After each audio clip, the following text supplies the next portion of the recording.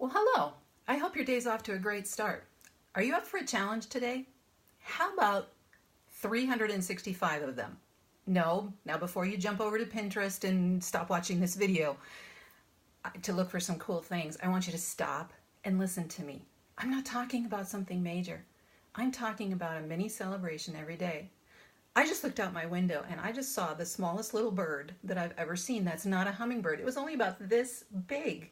And it's hopping all around and it's exploring the new plants that are coming up after all of our snow and all of the flowers that are starting to burst open.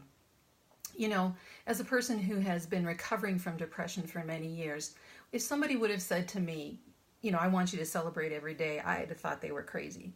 But that's exactly what happened. A counselor said to me, you need to find a reason to be grateful, to be thankful, to celebrate every day. That was overwhelming. But again, we're not talking about throwing a big party and inviting a lot of people. We're talking about having a mini celebration. And sometimes when you choose to do that mini celebration, it is the key that unlocks that depressive black hole. It gives you a reason to get up every day. It helps you look for and adjust your RAS filter. And I've talked about your RAS filter before. It's that reticular activating system that helps you zero in on something that you decide to concentrate on. Well, we're going to concentrate on being thankful and finding reasons to celebrate. So if you're still doubting that you can do this and you don't think you could do it every day for the next year, which you can, by the way, I'm going to give you a couple of ideas to jumpstart your thought process. You can get more of these ideas on my blog over at KirstenDSamuel.com. That's KIRSTEN, D as in Diane, Samuel, SAMUEL. On my website. That blog will be posted later today and you can read the rest of this. But I just wanted to give you a couple to start thinking about. You need to look for reasons to celebrate. Well, how do you do that? Well, this week I was going through some medical testing and the results were not sure, and I'd been kind of hanging over my head for a little bit.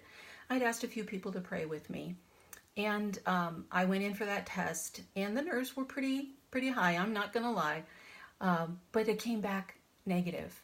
It was such a relief. Well, my daughter was with me for this test. I'm so thankful she was there. And as we left, I asked her, do you think we could go to Starbucks and just get a cup of coffee? I need to celebrate. It wasn't a huge celebration, but it was something great. She ordered her favorite cup of coffee. I told her she could order whatever she wanted. And I got a wonderful cup of tea because I'm not a coffee drinker. I haven't grown up enough yet. But we had a small celebration. And then later that evening, I spent the evening with my son. And he and I had another small celebration to celebrate the fact that the news was good. I haven't always done that. And if you're a type A personality, you don't mind celebrating those big milestone birthdays.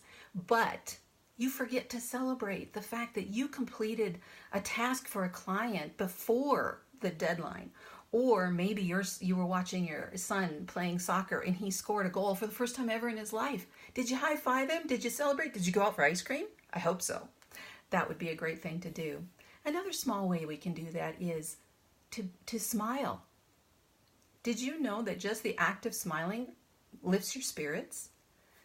The Bible tells us that a cheerful heart is happy medicine. It's good medicine. So the next time you are having a rough day, try smiling. Find someone that you don't even know and maybe you're in the store and just look at them and smile. Watch what happens.